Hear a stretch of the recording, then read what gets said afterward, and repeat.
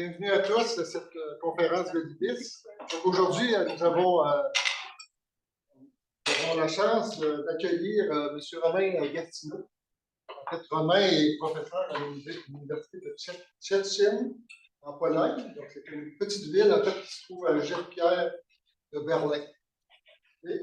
Donc, plusieurs d'entre vous ont probablement eu l'occasion déjà de rencontrer Romain parce qu'il est ici en fait depuis le début d'avril. Donc, il sera sur place ici à l'IBIS jusqu'à la fin juillet. En fait, ce n'est pas son premier séjour à l'IBIS. Au total, c'est son cinquième. En fait, il a fait 5 séjours à l'IBIS depuis 2015. En fait, donc il a fait un séjour en 2015, 2018, 2019, 2022, 2024. Donc, Romain a obtenu son doctorat à l'Université du Mans en France en 2011.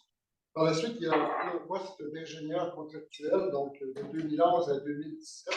Il a étudié une diatomique, je vais vous parler dans quelques secondes, en fait. Et il a joint l'Université de Szczecin, en fait, en 2017, et finalement a obtenu un poste de professeur depuis 2019. Donc, il a visité notre équipe pour la première fois en 2015 pour faire l'apprentissage des méthodologies d'assemblage, d'analyse de génome d'organites, donc de génome de chloroplaste, de plastome et de mitogénome, pour lequel notre équipe est reconnue. Donc, ce qu'il voulait faire, en fait, c'était d'utiliser ces génomes d'organites comme marqueurs moléculaires pour faire des analyses phylogénétiques. Donc, son apprentissage, en fait, il a servi, il a brillamment mis en pratique, en fait, ces méthodologies par la suite dans toutes ces études de biodiversité dont vous parler aujourd'hui. Ce matin, j'ai fait un décompte, en fait, des articles qu'il a publiés avec des membres de l'IBIS, donc en majorité avec notre équipe, mais aussi avec d'autres personnes ici dans la salle. Puis, il a publié donc 26 publications au total depuis 2015, ce qui est quand même notable. Donc, il a été intéressé tout d'abord à étudier une diatomée qui s'appelle SDA, dont il va vous parler aujourd'hui. C'est une diatomée qui a une utilisation commerciale très importante parce qu'elle se retrouve dans les clairs d'affinage d'huîtres en France. Et le fait d'affiner les huîtres dans ces étangs, en fait, augmente de beaucoup la valeur marchande de ces huîtres. Donc, augmente la qualité des huîtres, entre autres, ils vont teindre l'huître en vert et donne un goût qui est caractéristique. Ces huîtres se vendent beaucoup plus cher. Donc, dans le cadre d'une étude qu'il a fait en partie ici et en partie en Pologne, il a démontré en fait que ces diatomées ne sont pas restreintes en fait aux états d'affinage des huîtres, mais se retrouvent un peu partout dans le monde. En fait, c'est une espèce qui est très cosmopolite. Je vais sûrement vous en parler dans quelques minutes. Donc, par la suite, il s'est intéressé aux environnements extrêmes. Je vais vous parler aujourd'hui d'algues qu'il a récupérées du Sahara. Il va vous parler d'algues qui ont été récupérées d'un lac salé, donc un peu comme la mer Morte qui se trouve en Turquie. Mais ce lac a la caractéristique d'avoir un pH qui est supérieur à 9, donc il est super alcalin. Et on retrouve des diatomées dans ce lac qu'il a étudié. Il a aussi étudié des poissons qui viennent de fosses abyssales. Donc, pour trouver en fait étudier l'évolution de ces poissons. Quelles étaient les espèces de poissons qui se rapprochent le plus de ces espèces. Et aussi étudier les protistes de l'Arctique. Donc, plus récemment, en collaboration avec le Muséum d'histoire naturelle de Paris, on a étudié des vers, en fait, des vers qui sont invasifs. Et ceci a été fait avec un spécialiste du domaine qui s'appelle Jean-Loup Justine, et avec lequel Romain a collaboré depuis quelques années. En fait, ces études ont révolutionné carrément l'histoire évolutive des vers invasifs. Et donc, j'arrête de laisser la parole maintenant à Romain pour qu'il puisse vous donner plus de détails sur ce que je viens de vous résumer rapidement. Merci beaucoup, Claude. Tout le monde entend? Bien, merci beaucoup de me donner l'occasion de présenter mes travaux. J'espère faire ressortir de la présentation en quoi et l'IBIS et la plateforme auront été fondamentaux pour tous ces travaux. Comme l'a dit le professeur Lemieux, j'ai eu mon doctorat à l'Université du Mans, qui est la ville aussi où je suis né, et qui est connue pour plein de choses, mais absolument pas pour la biologie marine. Et c'est pas faire offense à mes ex-collègues de le dire ça. En fait, on est connu pour notre muraille gallo-romaine du IVe siècle, qu'on retrouve même sur nos armoiries. On est connu pour notre cathédrale, sur le parvis de laquelle on a un menhir. On est connu pour la vieille ville, qui a servi à tourner de nombreux films parce qu'elle est très bien conservée, dont le Cyrano de Bergerac avec Depardieu. La ville est très ancienne dans les faits, d'ailleurs, elle est même citée par César dans la guerre des Gaules, donc on y trouve encore des reliques gauloises et des reliques gallo-romaines. Et pour le reste, en fait, notre spécialité, c'est quand même plutôt le cochon, pour dire les choses. Ah, ça, c'est les rillettes, c'est la religion chez moi. Ça fait passer les crotons pour des biscuits de régime, littéralement. Donc là, on les voit en train de faire le concours du plus long sandwich au monde. Ils le font réellement, un sandwich au monde. Et là, c'est des bons gars de chez moi. Vous remarquerez la veste bleue du monsieur, c'est ça qu'on appelle un sarrau chez nous.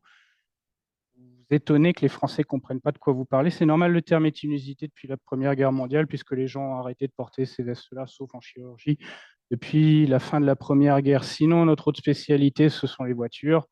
Évidemment, la course des 24 heures du Mans, qui n'est pas là par hasard. C'est parce qu'il y a une antériorité de la recherche et la construction automobile depuis en fait le 19e siècle via la famille Bollé qui a fait un des premiers modèles de voiture.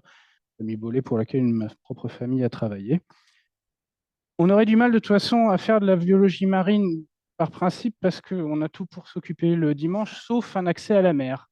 On est à 200 km de la côte la plus proche. Vous allez vous dire comment ils ont fait pour faire de la biologie marine, où ils ont eu l'idée déjà. Historiquement, en fait, pendant la Deuxième Guerre mondiale, l'université de Caen a été détruite par les bombardements. Donc, ils ont ouvert quelques succursales au Mans. Puis, après, pour absorber la démographie des baby-boomers, en gros, plus d'universités ont été construites sur le Mans. Les professeurs qui venaient de Caen ont conservé leur thématique. Donc, leur thématique de biologie marine se sont développées après au Mans. Puis, l'université du Mans est devenue indépendante, ce qu'elle est aujourd'hui. Maintenant, elle est sur 2 sites. Un, vous le connaissez maintenant, c'est Le Mans. L'autre, vous ne le connaissez probablement pas, mais vous le connaissez quand même, puisque c'est la ville de Laval. Et oui, le berceau des seigneurs de Laval, auquel la famille de Montmorency s'est liée, d'où Monseigneur de Laval, François de Laval, qui est à la base un Montmorency-Laval, même s'il signait uniquement Laval. C'est de là que ça vient. C'était les deux villes principales de la province d'Ancien Régime du Maine. Si vous trouvez que ça ressemble à l'État américain, c'est normal. Il y a un lien. Pour ceux qui ne voient pas trop ce que sont les diatomées sont des micro-algues brunes qui ont comme particularité d'être enveloppées d'une enveloppe rigide en silice qu'on appelle le frustule et qui peut adopter quand même tout un tas de formes différentes. Euh, il y a beaucoup d'espèces, on est incapable de les dénombrer exactement parce qu'on en découvre et d'autres, on se rend compte qu'elles sont synonymes. Tout ce qu'on sait, c'est que c'est extrêmement important à la fois dans les cycles du carbone. C'est un gros producteur primaire dans les écosystèmes aquatiques, mais aussi du fait de la présence de ce frustule en silice dans les cycles de la silice. Ça a tout un tas d'utilités en aquaculture, en biomonitoring, donc surveillance de l'état de salubrité des rivières. Les espèces de diatomées sensibles vont disparaître en premier. Les espèces résistantes vont rester. Si vous n'avez que des espèces résistantes, c'est probablement que votre eau n'est pas très propre. Ça vous permet aussi de tester l'efficacité de votre station d'épuration. Si les espèces sensibles reviennent, c'est bon signe. En médecine légale, hein, c'est utilisé pour les diagnostics de noyades. C'est très utilisé les formes fossiles en biostratigraphie. Beaucoup de formes. Une chose certaine, ça vit à peu près partout. On peut même les trouver, petite dédicace à Connie, mais on peut même les trouver en couche sous la glace. Ça vit dans des environnements assez extrêmes tout de même. Et ça peut même être embêtant. Là, j'ai mis un exemple. Didymosphenia geminata, c'est une diatomée qui a été importée dans l'Anzac, l'Australie-Nouvelle-Zélande, où elle n'avait rien à faire, où maintenant elle a tendance à polluer les rivières, à faire d'énormes encoutements comme ça, là, qui posent des gros problèmes aux gens pour gérer en fait les espaces fluviaux. D'autres espèces produisent aussi des toxines type acide domoïque, hein, c'est très mauvais à manger. Les bivalves ont été infectés par des diatomées produisant de l'acide domoïque, ça peut vous piquer le cerveau. On peut juste se mettre d'accord sur une chose avec les diatomées, c'est qu'elles sont toutes brunes. C'est la cause des pigments caroténoïdes qu'elles contiennent. Toutes brunes, sauf, il y a toujours une exception, celle-ci qu'on appelle Aslea austraria, dont vous pouvez voir aux extrémités qu'elle contient un pigment bleu. Pigment dont on ne connaît ni la structure, ni la fonction, ni la voie de synthèse, ni peu de choses d'ailleurs. On sait juste que sa couleur change avec le pH. Dans l'eau, elle est verte. Dans la cellule, elle est bleue. Ça sous-entend que le pH dans la cellule est acide. Et on sait surtout ce qu'elle fait, puisque c'est comme ça qu'on l'a découverte. On sait qu'elle est à l'origine du phénomène de verdissement des huîtres. Donc, dans l'ouest de la France, il y a des anciens marais salants qui ne sont plus utilisés pour produire du sel. Ils sont utilisés pour faire l'affinage des huîtres. Donc, on met les huîtres dedans. Elles vont grossir. Et il arrive qu'il y ait des efflorescences d'Aslea austraria, où elle va pousser en masse. Elle va libérer son pigment dans le milieu. Le milieu va se colorer du pigment. Le pigment va être filtré par les huîtres. Les huîtres vont filtrer le pigment sur les branchies. Ça change leur couleur, ça change leur prix. 20% au-dessus. C'est quelque chose qui était connu en dehors de la France et qui était connu dans plusieurs endroits aussi de France. Aujourd'hui, c'est beaucoup plus restreint. Ça avait été noté la première fois par Sprat, hein, l'archevêque de Rochester, si je me souviens bien, qui avait fait ça en Angleterre. Et puis, c'était le mets favori de Louis XIV, parce que ça ne devait pas être trop mauvais pour sa santé. Il a régné longtemps. Aujourd'hui, il commence à nouveau à y avoir des exploitations en Caroline du Nord et en Australie, où les gens essayent de vendre les huîtres vertes, ce qui, avant, ils les jetaient. Ça n'est pas que les huîtres, en fait. Dans les faits, ça touche à peu près tous les bivalves qui sont mis en contact avec le pigment selon des modalités qu'on ne comprend pas. On sait juste que ça se complexe assez fortement au cellulement des branchies et que ça reste. Vous pouvez avoir une huître verte, la mettre dans un endroit où il n'y a pas du tout de présence du pigment. 2 mois plus tard, elle est toujours verte. Assez fort comme interaction. Ça n'est pas la seule espèce du genre Aslea, c'est le généritype, mais ce n'est pas la seule espèce. Le genre contient tout un tas de diatomées, de formes et d'écologie assez particulières. On en voit qui est sigmoïde, celle-là elle est planctonique, celle-là elle forme des tubes de mucilage dans lesquels elle vit. Et si par malheur vous lisez un de mes articles, je ne vous le conseille pas, vous verrez que le nom d'autorité derrière Aslea australia est assez long, le nom des auteurs qui ont participé à la description de l'espèce. Pourquoi? Parce que l'histoire elle-même est longue, et que plusieurs personnes ont travaillé dessus. On lit Gaillon / Boris Simonsen. Gaillon est la première personne à avoir décrit l'algue. Il n'était pas biologiste, hein, les gens n'étaient pas rémunérés à être scientifiques à l'époque, il était receveur des postes à Dieppe, mais il avait son propre microscope avec lequel il regardait les choses et il s'amusait à les décrire. En fait, il a gratté des huîtres vertes sous son microscope et il a vu quelque chose de vert qui en bougeait. Pour lui, il a considéré que c'est un animalcule, c'est-à-dire un petit animal. Et il avait appelé ça Vibrio ostrearius.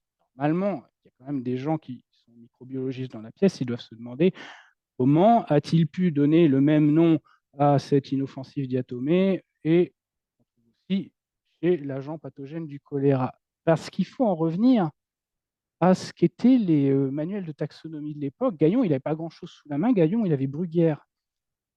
Bruguière avait décrit comme vibrion ou vibrio tout ce qui était vers infusoire. C'était considéré comme des vers. Il y avait un corps allongé. Et quand on regarde les planches de taxonomie de Bruguière, qu'est-ce qu'on trouve? Eh bien, étaient considérés comme des vers à l'époque.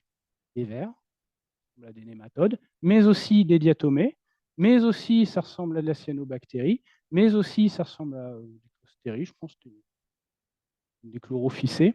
Tout ça était contenu dans les animaux de type vibrion. Après, Bory, lui, n'est pas receveur des postes à Dieppe, c'est un ancien officier de cavalerie de Napoléon qui s'est retrouvé en demi-solde après Waterloo. Il fallait qu'il s'occupe, il a exploré beaucoup les îles Canaries. Il a écrit 17 tomes de son dictionnaire d'histoire classique d'histoire naturelle. Lui commence à introduire le terme de bacillarié. Il introduit le nom de genre Navicula que l'algue a gardé pendant longtemps. Et lui était persuadé que c'était ce qu'il appelait des psychodies, c'est-à-dire un interrègne entre les animaux et les végétaux. La nature végétale, entre guillemets, des diatomées n'était pas encore certaine. Puis à la fin, c'est Simonsen qui transfère Navicula austraria vers Aslea austraria. Il crée le genre Aslea, mais ça, c'est sur la base de la microscopie électronique. Avant la microscopie électronique, vous ne pouvez pas avoir de différence entre ces différentes microalgues parce que la résolution de la microscopie optique ne le permet pas. Et il lui a donné le nom de Gret Asle, qui était une diatomiste norvégienne. Tous les gens sont décédés aujourd'hui. Et donc, en 2007, j'ai commencé une thèse au Mans sous la direction d'un ancien de chez vous, donc je vous en tiens pour responsable, professeur Jean-Luc Mouget, qui a fait son doctorat au pavillon Comtois, il me semble, ici, en nutrition, et qui était une thèse sur les mécanismes d'oxosporulation de la diatomée Aslea austraria. Et l'oxosporulation, ça ne va rien vous dire. En fait, c'est le mécanisme de reproduction sexuée qui permet à l'algue de contrebalancer sa diminution de taille.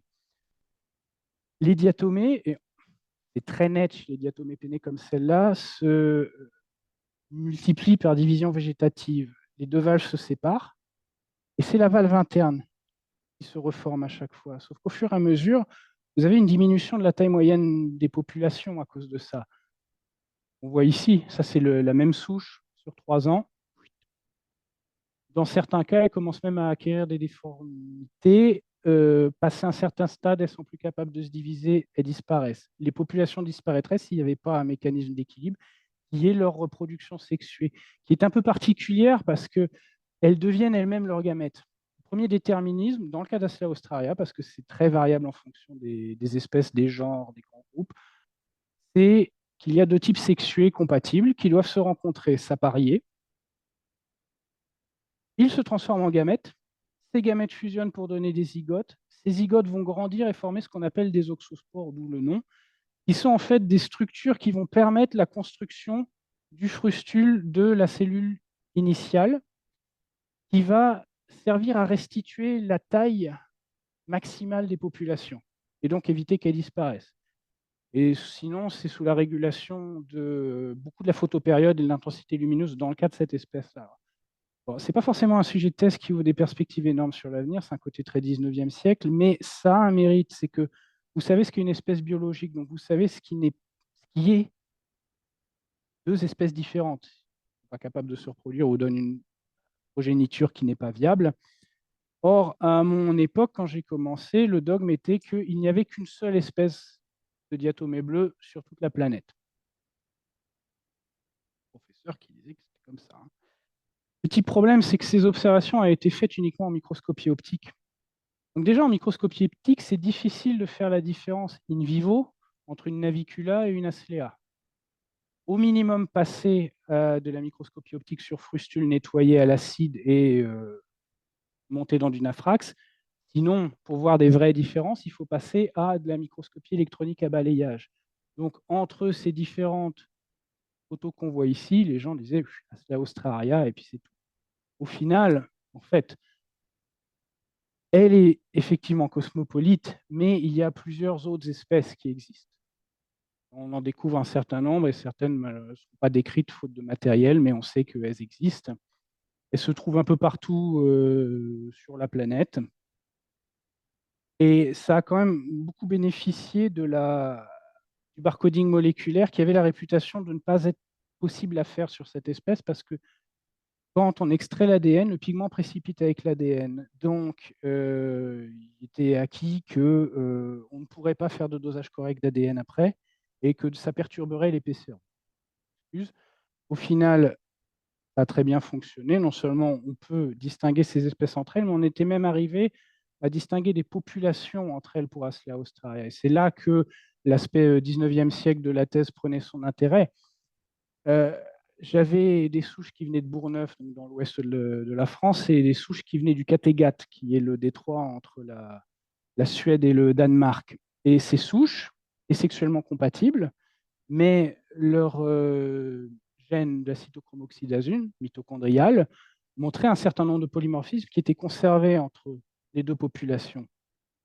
Et ce que j'ai fait, en fait, c'est que j'ai fait reproduire ces algues, j'ai isolé leur progéniture, et j'ai voulu tester, parce que j'avais des couples compatibles de chaque population, donc un entre entre guillemets, mâles et femelles de Bourgneuf, mâles et femelles de Suède. Et j'ai voulu tester, savoir quel était le type qu'on retrouvait dans la progéniture de Cytochromoxydase, qui est une idée que j'avais eue en fait de mes lectures douteuses, de savoir comment les restes du tsar Nicolas II avaient été identifiés. Le tsar Nicolas II présentait de l'hétéroplasmie, donc il avait aussi hérité de son père son ADN mitochondrial, et ça c'est quelque chose qui se voit facilement sur un chromatogramme. Donc l'idée était de vérifier dans la progéniture l'aspect du chromatogramme. Vous pouvez faire de mieux à l'époque, entre guillemets. Dans la progéniture, il n'y a pas d'hétéroplasmie. Les progénitures héritaient toujours du même type sexuel parental. Donc, on pouvait en déduire que l'héritabilité de l'ADN mitochondrial chez cette espèce était uniparentale et que c'était toujours le même type sexué qu'il donnait à la descendance. Qui était le premier article fait sur ce sujet sur les diatomées. Peut-être 2 ou 3 depuis, mais pas plus. Et c'était arrivé presque à un palier, en fait, et moi je voulais aller au-delà et passer à la génomique. Il y avait un enseignement en bioinformatique là où j'étais en France, pour rendre justice à mes collègues, n'est pas forcément la norme dans les universités de province en France il y a une vingtaine d'années, voire même dans des universités plus grandes. Mais c'est un enseignement en bioinformatique qui avait fait l'impasse complètement, on va dire, sur système d'exploitation libre, donc ligne de commande, donc 99% de ce dont vous avez besoin pour la génomique. Donc il a fallu essayer de le développer. J'ai aussi vu mes limites. Et c'est là qu'a été l'intérêt du premier contact, en fait, en 2012, avant que je vienne pour un mois en 2015, avec Claude Monique, parce que Claude Monique avait fait le génome d'organelles sur tout un tas d'algues. Et donc, c'est ce genre de compétences et d'expertise que j'étais venu chercher. Et force est de constater qu'on s'en sort pas trop mal, j'ai envie de dire.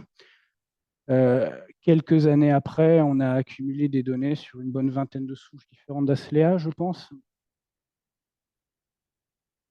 Que ça a permis de faire, entre autres, ça permet de faire des phylogénies qui se tiennent assez bien, où les valeurs de bootstrap sont quand même assez élevées. Vous avez 120 gènes chloroplastiques que vous pouvez utiliser pour votre phylogénie. Généralement, elle est solide. Et ça donne des résultats qui peuvent être intéressants parce qu'ils ne sont pas forcément instinctifs. Bon, toutes les espèces qui produisent du pigment bleu vont ensemble. Ça me va. Toutes les espèces arctiques sont ensemble. Plus étonnant parce que Crucigeroides, ici, on aurait bien voulu la mettre avec celle-là et avec celle-là, qui ont tout ce qu'on appelle un pseudostaurose, c'est-à-dire un épaississement central en forme de croix. Selon les anciens dogmes de la classification, on les aurait mis ensemble. Phylogénétiquement, pas du tout. Ce cluster ici, ils ont tous perdu un gène du photosystème. Probablement, il a plutôt été transféré dans le génome nucléaire, en fait. Mais il s'est passé quelque chose ici qui ne s'est pas passé chez les autres. Ce sont des choses qui bénéficient quand même de cet apport de la génomique. On peut aussi travailler au niveau des populations. 2 populations de l'espèce Aslea silbo, une de Caroline du Nord, une de la mer Méditerranée. Dans le gène de la cytochromoxydase 1, ça n'est ni le même nombre ni la même position des introns. Bon courage pour le faire par PCR, ça ne marchera pas. A contrario, les deux ont quand même conservé un pseudogène qui provient de la duplication d'un gène de l'ATP synthase qui n'a absolument aucun intérêt à être là, mais qui est là. Ça, c'est conservé, mais le contenu en intron ne l'est pas.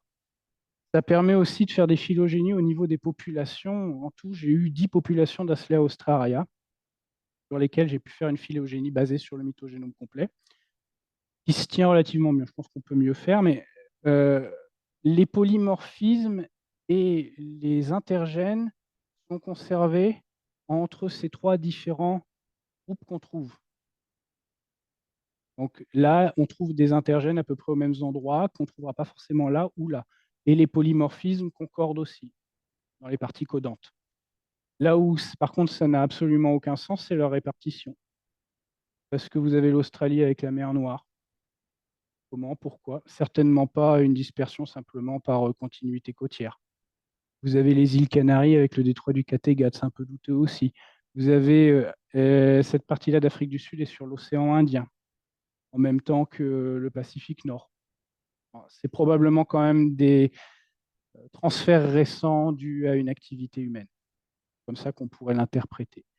Le gros dossier, l'éléphant au milieu de la pièce qui reste sur le Aslea et diatomée bleue, c'est pourquoi cette voie métabolique apparaît chez un groupe aussi restreint d'espèces.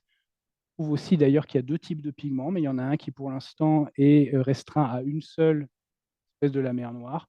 Comment ça s'est développé? Quelles sont les bases génomiques de tout ça? À la cave, j'ai deux cultures, une bleue, une pas bleue. En fonction de la réussite expérimentale et de la diligence de mon employeur à me verser mes subsides, j'espère arriver à en faire le maximum. Au pire, peut-être du transcriptome comparatif entre les deux. Je ne suis pas très à l'aise avec ça, mais pour voir qu'est-ce qu'on va arriver à trouver comme données sur l'apparition de cette voie métabolique qui n'a rien à faire là non plus. Une chose qu'on sait, le pigment, sa synthèse est stimulée par la lumière.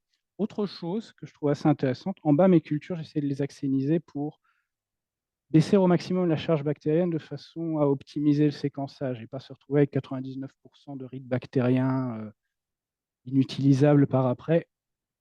Quand on la cultive sous antibiotiques, le relargage de pigments dans le milieu baisse considérablement comparé à une culture non axénique. Puis, dans des conditions spéciales, je suis parti en 2017 en Pologne où j'ai rejoint le laboratoire du professeur Witkowski qui malheureusement décédé l'année dernière et qui était un grand spécialiste de la taxonomie des diatomées en général, diatomées marines beaucoup, et qui avait un carnet d'adresses qui était très rempli, ce qui permettait d'avoir accès à des échantillons qui sinon auraient été probablement difficiles d'accès. Exemple 1, le Sahara. C'était dans le cadre de la thèse de Chahinez, qui venait, elle venait au nord, elle venait de l'université d'Oran. On est arrivé à obtenir des échantillons d'eau qui viennent d'à côté de Tamanrasset. Tamanrasset, c'était l'ermitage de Charles de Foucault. Ça correspond aussi à une paléo-rivière qui a disparu, paléo-fleuve plutôt, qui a disparu. Et à côté de Tamanrasset, il y a ce qu'on appelle les gueltats, qui sont des poches dans lesquelles il y a de l'eau qui va rester peut-être. Le milieu est assez agressif. Il doit faire 45-50 le jour, mais la nuit, il gèle. C'est le désert. Et donc, dans ces échantillons d'eau, il restait des diatomées vivantes. On est arrivé à les isoler, 5 espèces, à les garder en culture suffisamment longtemps pour les caractériser. On espérait que ce serait des nouvelles espèces, mais pas du tout. Ça correspondait à des espèces qui sont très communes dans les cours d'eau pollués en Europe. Bah, ça a quand même été une occasion de faire de la génomique et de le publier. Il ne faut pas se priver non plus.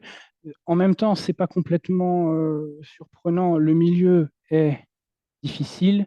Les espèces qui survivent sont les espèces résistantes. On les voit comme des espèces résistantes à la pollution, mais c'est peut-être tout simplement des espèces résistantes tout court. Autre milieu extrême, le lac de Van, qui est dans la partie vraiment orientale de l'Anatolie. C'est très joli quand on regarde les photos. Là, c'est une église arménienne. Aujourd'hui, c'est plutôt un peuplement kurde dans le coin. Et c'est un lac qui est un lac alcalin, très alcalin. Il provient visiblement de l'effondrement de chaînes volcaniques. Puis après, l'érosion a mis en suspension tout un tas d'ions et autres qui ont abouti à une salinité élevée et un pH vraiment comparativement très élevé. Van est connu pour plein de choses parce qu'en fait, ça a été habité depuis très longtemps. C'était l'épicentre de l'Empire ourartéen, dont on trouve encore des ruines, y compris à l'intérieur du lac. Et quand on plonge dans le lac, on trouve aussi d'énormes structures comme ça qui sont similaires à des stromatolites, même si ça n'a pas l'air d'être des cyanobactéries dedans, qu'on appelle des microbialites, et dont certains font jusqu'à 40 mètres. C'est énorme. Ils ont même deux espèces de poissons endémiques. Celui-là est assez important pour les populations locales. Ils ont même une race de chat locale qui a la particularité d'adorer l'eau et de nager très bien, et d'avoir fréquemment les yeux verrons, et ils dorment dans les éviers chez les particuliers. Il faut les virer des éviers parce que sinon ils dorment dedans. Et ils ont même leur propre fond monstre du Loch Ness qui tourne sur les forums et auquel les habitants ont dédié une statue de rond-point qui est censée exactement un mosasaure, on va dire, mais c'est pas grave. La seule chose qu'il n'y a pas à Vannes, c'est des études sur les diatomées parce que la dernière datait de 1940. par deux chercheurs allemands dont je ne sais absolument pas s'ils ont survécu à la guerre, et qui avaient travaillé sur des échantillons en mauvais état, et qui avaient fait ce qu'ils pouvaient faire, c'est-à-dire de la microscopie optique. Donc ça, c'est le sujet de thèse d'Elif qui va terminer bientôt, qui est arrivé à aller chercher des échantillons là-bas. Ce n'est pas toujours simple. Maintenant, c'est accessible. Il y a 10 ans, on ne pouvait pas y aller. Et fatalement, dans les milieux qui ont été peu étudiés comme ça, bon, on a une plus grande proportion de trouver des espèces qui sont inconnues. Là, on est sur un ratio à peu près 50-50, qui est plutôt sympathique pour une thèse de doctorat. Autant que faire se peut, les compétences acquises ici, ben, j'essaye de les utiliser dans le cadre de toutes les thèses d'ailleurs. Et parfois, en fait, le séquençage est sa propre rétribution. Un exemple d'espèce dont elle va bientôt soumettre l'article de description, Craticula. Craticula, c'est connu dans les milieux alcalins. Le plastome, c'est séquencé, assemblé sans problème. Le mythogénome, par contre, ça a été autre chose. Le mythogénome tombé en plusieurs morceaux, ça arrive. Mais le problème, c'est que les parties codantes pour des protéines et les parties codantes pour des ARN ribosomaux n'avaient pas du tout la même couverture.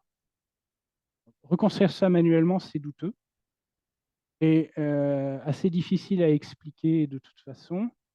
C'est là que les prestations de la plateforme ont vraiment été nécessaires parce que grâce à la possibilité de faire du read long ici, en fait, on a pu élucider la structure du mythogénome de cette algue-là. Et effectivement, les gènes des ARNR sont en plusieurs copies, nombre de copies qui correspond à peu près aux différences de couverture qu'on observe. Donc, c'est assez satisfaisant que deux méthodes concordent.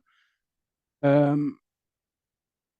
s'accompagne aussi, cette inflation de la taille du mythogénome, par un changement de code génétique. On passe du 1 à 4. Un codon qui serait un codon stop, code 1, code pour une tryptophane. Sinon, vous n'avez absolument aucune protéine de viable. Mais ça n'est pas la seule espèce sur laquelle on trouve ça, et elles ne sont pas forcément apparentées d'ailleurs. Pour l'instant, on a le record du mythogénome le plus long trouvé chez un Stramenopiles. C'est un article qu'on a fait en 2022.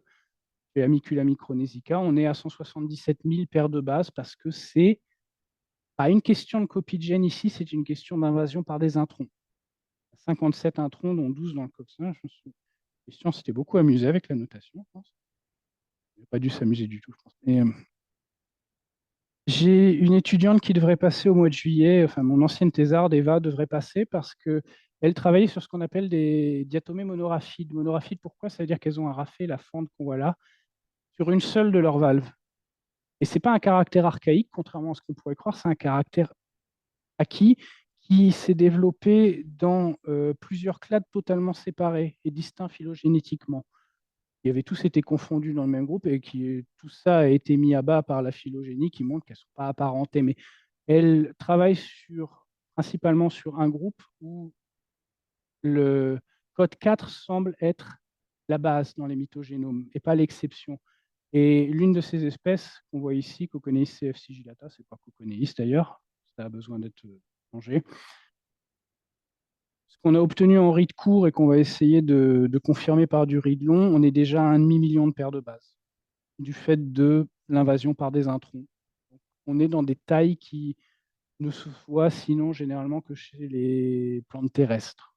Il n'y a pas que le mythogénome qui peut être rigolo, hein, il y a le plastome aussi. La forme canonique d'un génome chloroplastique, c'est celle-là. Une grande copie simple, une petite copie simple et deux répétitions inverses. Répétitions inverses parce qu'elles contiennent l'une et l'autre la même chose. Les mêmes séquences, les mêmes gènes, mais inversées. C'est ce qu'on trouve chez l'immense majorité des végétaux, des organismes photosynthétiques en général, pas que les plantes terrestres. C'est ce qu'on trouve en général partout. Un exemple sur une diatomée à droite, rien de spécial. Parfois, ce n'est pas ce qu'on trouve. Un exemple qu'on a fait ici avec le démonique, Climaconeis, il n'y a pas de version simple copie courte. Elle a été entièrement colonisée par l'inverted repeat qui a mangé son contenu en gènes et qui, du coup, entraîne une augmentation assez considérable de la taille du génome lui-même. Et ça, c'est quelque chose même qu'on trouvait chez deux espèces qui se ressemblaient beaucoup du même genre, mais pas chez une troisième espèce qui était plus éloignée phylogénétiquement. J'ai passé 6 mois à essayer de comprendre pourquoi, comment, ce que c'était, puis au bout de 6 mois, je me suis rendu compte. Puis après, j'ai vu qu'en fait, Claude et Monique avaient publié un article là-dessus, c'est chez Déchlorophycées, il y a plusieurs années. J'ai eu un grand moment de solitude. Euh, pour voir des génomes chloroplastiques intéressants, on peut regarder aussi ce qu'il y a comme espèce du Grand Nord. Ça, c'est deux choses qui ont été isolées par Connie dans le temps et qui ont été séquencées. Et, ils viennent juste d'être décrits dans un cas. C'est une dictyocophycée et une pélagophycée. Alors, ce ne sont pas des diatomées, ça reste des straménopiles, mais l'échantillonnage d'espèces qui a été séquencé est beaucoup plus bas que pour les diatomées, parce que Connie pourra vous confirmer que c'est extrêmement fastidieux déjà d'isoler les organismes, de les garder en vie, et la taxonomie derrière, c'est encore pire. Et bien, les deux montrent des choses intéressantes. La dictyocophycée, par exemple, n'a pas d'inverted repeat au sens strict, parce que les répétitions qu'elle est censée avoir de chaque côté, d'ailleurs, le logiciel ne les a pas fait ressortir, elles ont commencé à diverger. Ici, vous voyez, il y a deux ARN de transfert. Là, il n'y en a qu'un seul et ce n'est pas le même. Il y a un intergène qui est en train de se former. Il y a des polymorphismes entre les gènes des ribosomes. Ça, c'est quelque chose sur lequel Claude Monique et Christian ont travaillé chez les ulvophytes dans le temps. On voyait qu'en fait, non, les inverted repeats ne sont pas toujours 100% conservés. C'est un peu plus compliqué que ça. Et que peut-être parfois, ça pourrait conduire à leur perte complète. Ça, c'est ce qu'on voit chez la pélagophysée, par exemple. Il n'y a pas d'inverted repeat. J'ai nommé plus court, fatalement. Il n'y en a pas. Il n'y a qu'une seule copie des gènes des ARN ribosomaux qui, généralement, sont le minimum génétique qu'on trouve dans des inverted repeats. Il n'y a pas que les plantes dans la vie, donc on va regarder des animaux. Je vérifie que Brian a terminé son assiette parce qu'on voit qu'ils sont très laids. Voilà. Ça, c'est ce que j'ai essayé piteusement de traduire par poisson feu rouge dans le titre, de partir de l'anglais Stop Light, Lose Jaw. Alors, c'est Malacosteus niger, c'est un poisson qui vit à peu près à 5 km de profondeur. Et pourquoi il l'appelle Stop Light en anglais? C'est parce qu'il a des glandes vertes et rouges qui lui permettent de produire deux types de lumière. Il est rare en soi. Pas complètement élucidé d'ailleurs comment il fait. Et j'avais un collègue qui travaillait sur la bioluminescence de ces organismes-là. Et on voulait juste essayer de séquencer le mythogénome. Et pendant 7 ans, j'ai essayé, je ne suis pas arrivé. Il y avait deux bouts qui ne se joignaient pas. Quand on fait un véritable assemblage de nouveau et pas un truc basé sur une référence, ça ne s'assemble pas. Et en faisant du data mining, en utilisant Concept comme logiciel pour élargir les extrémités des contigs et puis regardant qu'on pouvait rajouter, ça suggérait qu'il y avait une partie répétée là encore. Et ça, c'est une autre chose qui n'a pu être faite uniquement parce que j'ai eu accès à la plateforme de séquençage ici. Et bien, effectivement, ces poissons-là ont une sorte d'inverted repeat non codante, plus une grande région non codante non plus, ce qui fait que le génome est un tiers plus grand que ce qui devrait être. Or, un des dogmes, entre guillemets, des gens qui travaillaient sur la génomique des organelles chez les animaux, c'est qu'il n'y avait plus rien à faire parce que tout était connu. Tout était conservé, tout était... Non, ce n'est pas le cas du tout.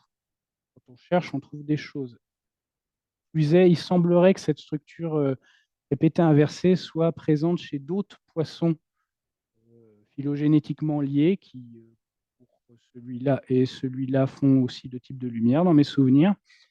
Malheureusement, la qualité de l'ADN qui nous restait n'était pas suffisante pour refaire du nanopore dessus. Donc, on suppose que c'est un trait de l'architecture du génome qui est conservé chez tous ces poissons-là, mais pour l'instant, on ne peut pas encore le trouver. Et là, on rentre vraiment dans le scabreux, par contre, parce qu'on va parler de platelmintes terrestres invasifs. Ceux qui connaissent les platelmintes les connaissent surtout comme étant des parasites. Parasites aquatiques, c'est l'écrasante majorité des vers plats, ce sont des parasites aquatiques. Ça peut être des choses aussi charmantes que la douve du foie qui revient. Ça peut être des choses comme le ver solitaire qui n'est jamais parti. Ça peut être des choses comme le Cochloриdium paradoxum. Je ne sais pas si vous connaissez ça. C'est absolument magnifique, ça. Ça parasite les escargots, ça transforme les tentacules frontaux en... Ça leur donne l'aspect de grosses chenilles bien grasses. Et puis après, ça prend le contrôle de ce qui sert de... Ça n'a pas de cerveau. Ce qui sert de système nerveux à l'escargot, ça le force à monter dans les herbes hautes jusqu'à ce qu'il attire l'attention des oiseaux. Ils vont le manger, parce qu'en plus, ils vont croire que c'est des chenilles ou des vers, donc ça les intéresse. Et puis les oiseaux, que vont-ils faire après? Ben, ils vont tout simplement disperser le parasite ailleurs. Sympa, hein? Il existe des formes libres chez les platelmintes, hein, ce qu'on appelle les polyclades. C'est déjà beaucoup plus joli. Ça reste aquatique. C'est un truc qui vient du large de Mayotte, qui est en train de manger une acidie. Mais le groupe le plus restreint, et en tout cas celui qui avait bénéficié le moins d'attention, c'est le groupe terrestre. Il y a des platelmintes qui ont évolué pour acquérir une résistance à la dessiccation et vivre sur Terre. Ah, ça vient de Malaisie. Normalement, je devrais peut-être même en envoyer un à la plateforme là, quand je le récupère. Ça vient des îles Salomon. C'est très joli. Dans leurs environnements naturels, ils ne créent pas spécialement de problème, hein. C'est là d'où ils viennent. Donc ça, c'est la zone indo-malaise, l'Océanie. Le problème, c'est qu'ils sont devenus invasifs en Europe et ailleurs, où là, ils ne sont pas dans leur environnement. Et en plus, fatalement, on récupère que les plus moches. On ne peut pas récupérer ceux qui ont des jolies couleurs. Tels que vous les voyez, ils sont en train de dévorer des invertébrés du sol. C'est extrêmement vorace. Extrêmement vorace et ça n'a pas de prédateur. Et c'est hors de contrôle dans certains coins. Donc, je vais montrer des exemples. Le premier exemple, celui qui a la tête en requin-marteau, qui est peut-être la plus emblématique, c'est Bipalium kewense. C'est le premier échantillon sur lequel j'ai travaillé grâce au sémillant gentilhomme qui est ici, qui est professeur classe exceptionnelle au muséum, qui est un parasitologue, et qui, par la force des choses, s'est mis à travailler sur les platelmintes terrestres invasifs parce que les gens lui envoyaient des photos de ce qu'ils trouvaient dans leur jardin. Et ils avaient peur. Ils racontaient qu'ils avaient trouvé des machins comme ça là, dans les écoles, dans la cour de récréation. Ils font venir les pompiers parce qu'ils ne savent pas ce que c'est. Vous voyez, il est en train de manger un innocent ver de terre, celui-là. Ça aussi, c'est une merveille évolutive, cette saleté. Euh, on pense que ça vient d'Indochine exactement où, c'est pas très clair. Ça peut faire jusqu'à 1 mètre de long quand même, hein. Ça n'a pas besoin de se reproduire. Vous voyez, à un moment, il coupe un bout de sa queue et puis pioup, il y en a deux. Donc on pense que pour la métropole, si ça se trouve, il y a un seul individu qui a été amené et qui est responsable de l'invasion qu'on voit. Il y a de la tétrodotoxine dedans, selon des modalités qu'on ne connaît pas, parce que la tétrodotoxine est un produit de métabolisme de prokaryotes, pas de caryotes. Donc, quelle bactérie, où, quand, comment est-ce qu'il fait cette tétrodotoxine, ça reste à élucider. Où est-ce que c'est stocké, c'est pas clair non plus.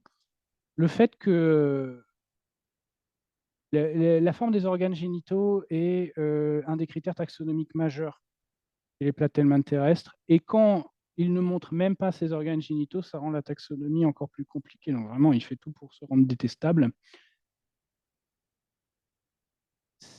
C'est le premier travail que j'ai fait avec le professeur Justine, et puis il a été tellement content en fait, qu'il m'a envoyé des dizaines et des dizaines d'échantillons après, parce qu'il a l'air d'être satisfait du travail. Au fur et à mesure, ça a commencé à acquérir une actualité. Avant, c'était quand même quelque chose qui était restreint à des spécialistes de la taxonomie des invertébrés qui sont très âgés et qui étaient originaires des pays où ces organismes sont endémiques. Principalement, en fait, ça allait être des Australiens et des Japonais plutôt. Maintenant, un petit peu plus des Sud-Américains parce qu'il y en a beaucoup là-bas aussi.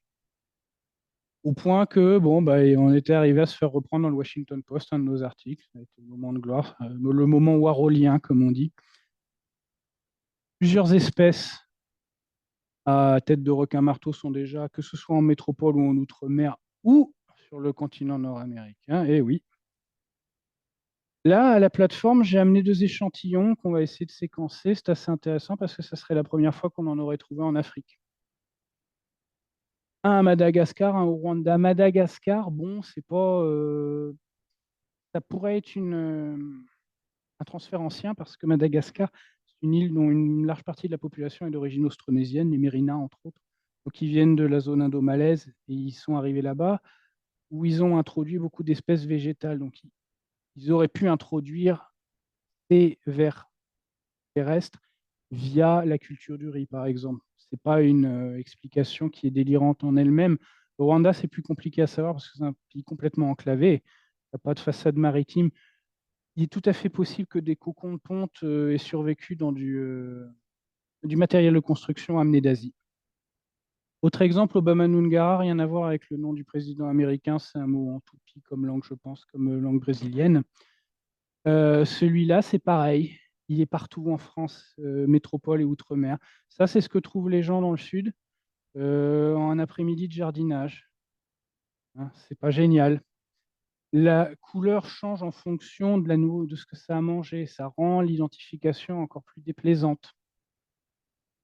Vous voyez là, en un seul cocon de ponte, il y a 3 formes qui en sortent. Vous voyez à peu près à quel point c'est, comment dire, c'est fait pour envahir des nouveaux territoires. Pas de prédateurs, hein, je rappelle. Vous essayez de les donner à manger à des poules, les poules les recrachent. Il y a quelque chose dans le tégument qu'elles ne veulent pas manger. Les Australiens qui tentaient ça avec leurs poules, ils ne veulent pas manger. Est-ce que c'est la tétrodotoxine? Est-ce que c'est autre chose? On ne sait pas quelles espèces en produisent exactement, c'est juste que ça n'a pas de prédateurs. Autre exemple, ça c'est une belle réussite aussi. Platydemus manokwari, on le trouve un peu en métropole, on le trouve plus en outre-mer. Il a été volontairement introduit, celui-là, dans certains cas. En fait, en Polynésie et dans d'autres îles du Pacifique, les gens avaient fait venir l'Issacatina fulica, qui est un escargot géant d'Afrique, pour l'élevage, parce que ça mange littéralement tout, hein, même du carton, du polystyrène, ça mange tout. Ça permet de faire de la protéine animale à partir de déchets végétaux assez facilement. Le problème était que, un, s'il s'échappe, c'est hors de contrôle. Deux, il était hôte dans Geostrongylus cantonensis. Et quand vous mangez ça mal cuit, en être végétarien, vous pouvez avoir une infection par ce nématode qui est là, qui fait des méningites. Oui. La blague, donc, ils ont introduit Platydemus manokwari en espérant qu'il allait manger l'Issacatina fulica, sauf qu'évidemment, il ne s'est pas arrêté à celui-là, il a mangé tout le reste aussi. Et maintenant, il est hôte néothénique, c'est-à-dire, et parathénique, pardon, euh, de, la, de ce même nématode, c'est-à-dire c'est un hôte non obligatoire, mais qui est capable de le transporter. Par exemple, Paracontichia ventrolineata, dans l'ouest du pays, on a quand même une grosse industrie de la fraise. Hein. Plougastel, c'est connu, ma grand-mère a juré que par les fraises de Plougastel. Voilà ce que les gens trouvent dans leurs fraises maintenant. C'est une honte, hein. Je sais, c'est choquant. Ça se trouve aussi dans les pommes qui sont tombées, donc la presse quotidienne régionale regorge de témoignages là-dessus. Le dernier gros article qu'on a fait avec la plateforme sur des platelmins de terrestres, c'était sur Arthur Dindus triangulatus.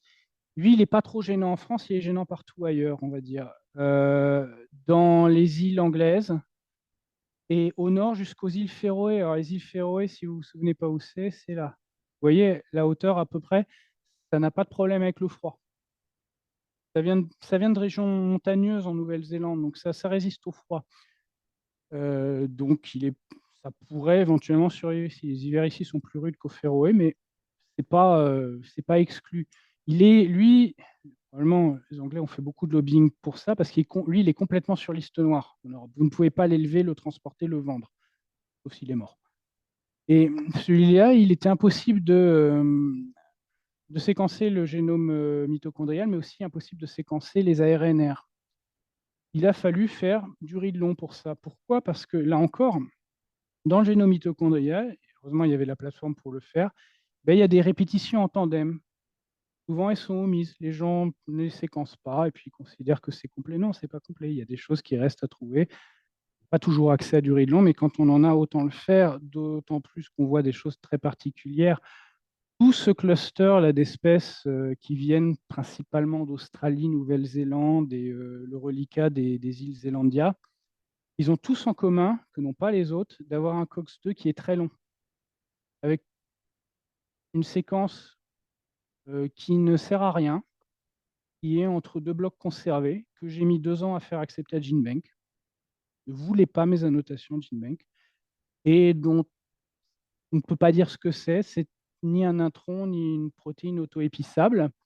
C'est juste un marqueur, par contre, de tout ce groupe, cette famille, je pense, d'espèces qui vient de cette partie-là du monde et qu'on ne trouve pas chez ceux qui ont une tête de requin-marteau ou ceux qui viennent d'Amérique du Sud. Là, vous pouvez vous dire comment est-ce possible de planter dans le séquençage d'un ARNR, qui est quand même le truc le plus simple. Ben, c'est parce que chez ces platelmintes terrestres et d'autres, il y a eu une duplication des ARNR, on ne sait pas trop quand, parce que c'est commun à des espèces aquatiques et des espèces terrestres, qui fait qu'il y a 2 opérons paralogues des ARNR, avec des parties qui sont conservées entre elles et des parties qui ne le sont pas. Donc en rythme court, vous ne pouvez pas les assembler parce que les parties conservées entre les deux vont s'assembler d'un côté avec une couverture différente, et les parties non conservées vont s'assembler de l'autre. En rythme long, vous pouvez le faire, sans problème. Et il y avait quasiment rien qui avait été fait sur ce sujet depuis la fin des années 90, depuis que ça avait été trouvé. Ou à l'époque, ils avaient juste vu qu'il y avait 2 versions du 18S, et ils ne savaient pas si le reste du cluster de gènes était concerné. Le reste du cluster de gènes est concerné. Les régions les moins importantes, comme les ITS, peuvent avoir 40% de différence entre les 2 versions à l'intérieur d'un même organisme. Vous voyez que ça ne sert à rien de faire une PCR dessus. Et une chose que l'article qu'on a passé l'année dernière montre aussi, c'est que les 2 versions n'ont pas la même couverture, donc pas le même nombre de copies, on peut penser. Et là, on peut se dire, si on pense de façon darwino-darwinienne, bon, tout ça doit avoir un intérêt, sinon ça aurait disparu.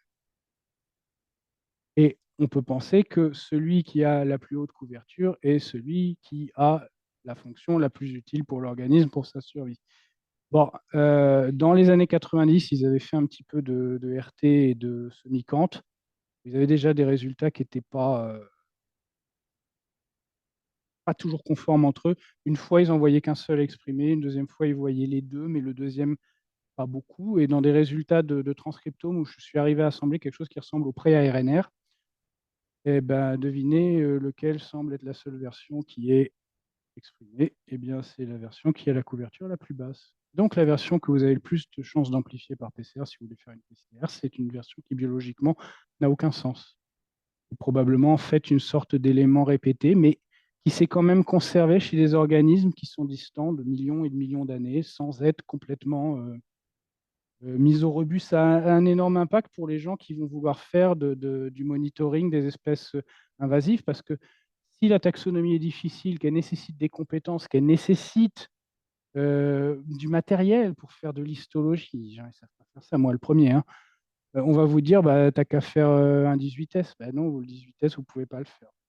Vous le faites, vous envoyez le produit de PCR, le chromatogramme ressemblera à rien et la machine vous dira que ce n'est pas possible. Il faut trouver des alternatives. Exemple autre, ça a été considéré comme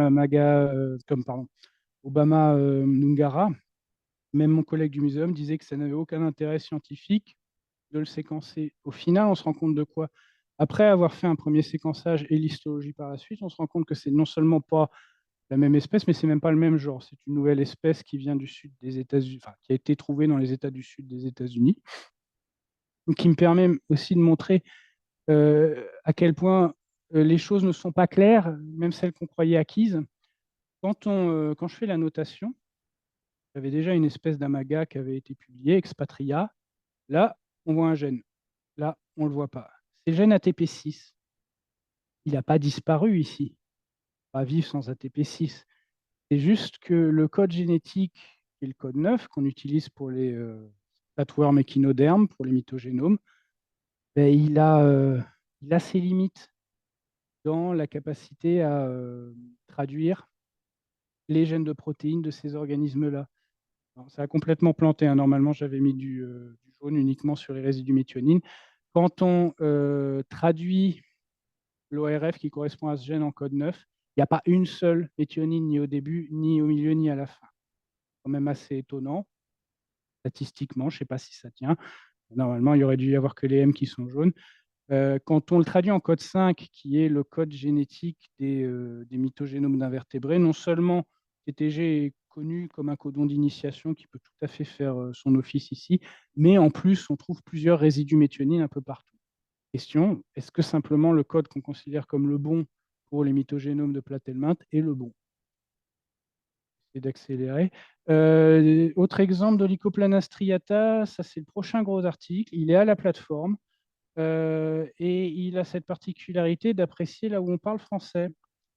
Parce qu'on l'a trouvé en métropole dans la capitale des Gaules. Bon, en même temps, c'était dans les serres d'un jardin botanique à Lyon. Hein, il n'est pas en liberté.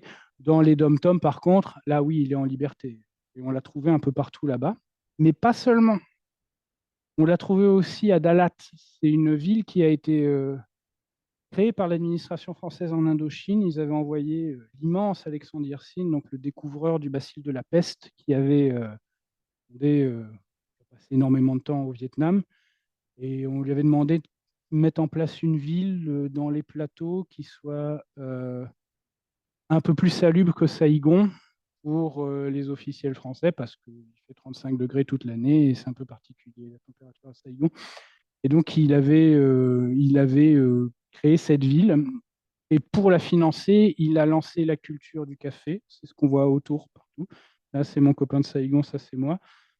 Tout ça, c'est des exploitations de caféiers qui sont tenues par des minorités ethniques des plateaux. Lui, c'en est un. Et il avait donc amené le café, les VA et la quinine, la culture, enfin, faire de la quinine dans le coin là, pour payer le développement de la ville. Rien ne dit que ce n'est pas en amenant de la zone austronésienne des plantes qu'on n'est pas responsable d'avoir amené le verre en même temps. Et quand même, ce panel qui est plaisant de la plus grande France resterait par trop incomplet. J'ai gardé évidemment le meilleur pour la fin, puisque vous l'avez au Québec. Pour l'instant, ce n'est pas dans la nature, c'est juste au biodôme de Montréal. Ici, je ne pense pas que celui-là survivrait à la température ici. En liberté, ça me paraît étonnant. Et je vais accélérer pour finir. Le dernier dada, celui que j'espère amener à la plateforme, c'est le travail sur les foraminifères benthiques. Non, il se trouve que là où je vis, à Stettin, il y a les quartiers généraux d'un consortium d'études du Pacifique Nord qui est un reliquat de l'époque communiste. En fait, c'est un ensemble de pays avant la chute du mur de Berlin et du rideau de fer qui s'étaient mis ensemble pour avoir une concession dans le Pacifique Nord. Pourquoi? Parce que dans le Pacifique Nord, il y a ces tapis de nodules polymétalliques dans le fond de la zone de Clarion-Clipperton.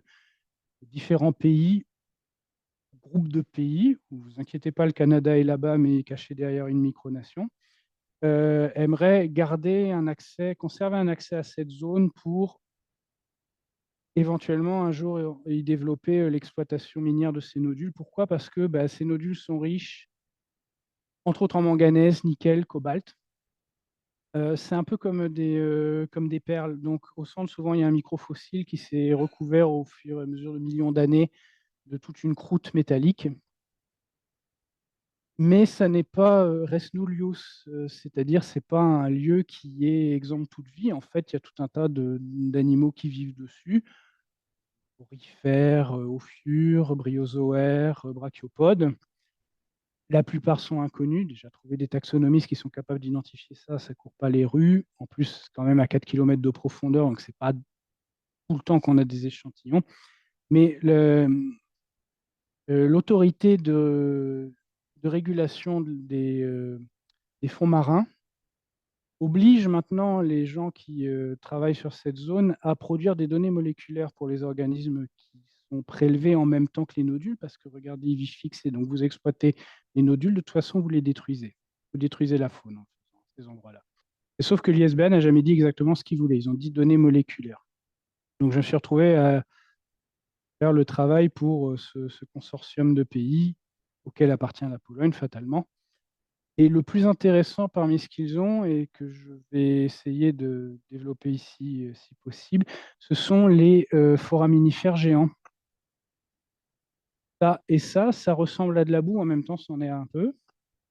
C'est on appelle des xénophyophores, c'est vraiment un composant majeur des organismes qui vivent dans ces fonds marins.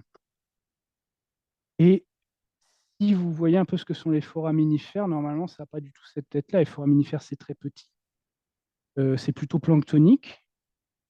C'est très important en stratigraphie, entre autres. Il me semble qu'il y a des choses qui doivent être faites ici en commun avec Rimouski sur des forams. Bien, ça, c'est un foraminifère géant. Mais ça a en commun le fait d'être un unicellulaire, plurinuclé, géant, mais unicellulaire, qui en fait s'enfonce enfin, se crée une enveloppe de détritus au fond de l'océan. Tout ce qu'on voit là qui fait la gangue autour de lui, c'est des frustules de diatomées, c'est des spicules d'éponge, c'est des bouts de radiolaire, principalement siliceux ici. L'avantage d'avoir un foraminifère géant, et de façon plus générale un rhizaire géant, c'est que ça fait beaucoup de cytoplasme, donc beaucoup d'ADN, donc peut-être qu'on peut essayer de faire des choses. Je suis arrivé à séquencer quelque chose qui semblerait être le mythogénome de 2 xénophyophores. Le problème étant que mes résultats sont totalement contradictoires avec les seules choses qui ont été faites par une autre équipe qui sont à peu près sur le même sujet, et on ne peut pas être deux à avoir raison sur le coup. Et la seule façon de départager sera à un moment de faire du read long, que j'espère l'année prochaine. Ça reste intéressant, comme je disais, parce que les rhizaria, les rhizaires, c'est massif comme groupe, et un nombre assez incalculable d'espèces, ça a été très peu étudié. Ça tient à la difficulté de les isoler, de les caractériser, de les garder en culture. Il y a 12 mythogénomes pour l'instant, donc chaque chose qui s'ajoute, et chaque résultat est un résultat. J'aurais besoin de la plateforme, c'est à peu près sûr. Et voilà, je vous remercie de votre attention. Merci pour ces 12 ans. Merci à Claude et Monique, Christian pour tout l'aide, Brian, tous les gens de la plateforme, hein, pour tout le soutien, et pour continuer à me laisser rentrer. Merci.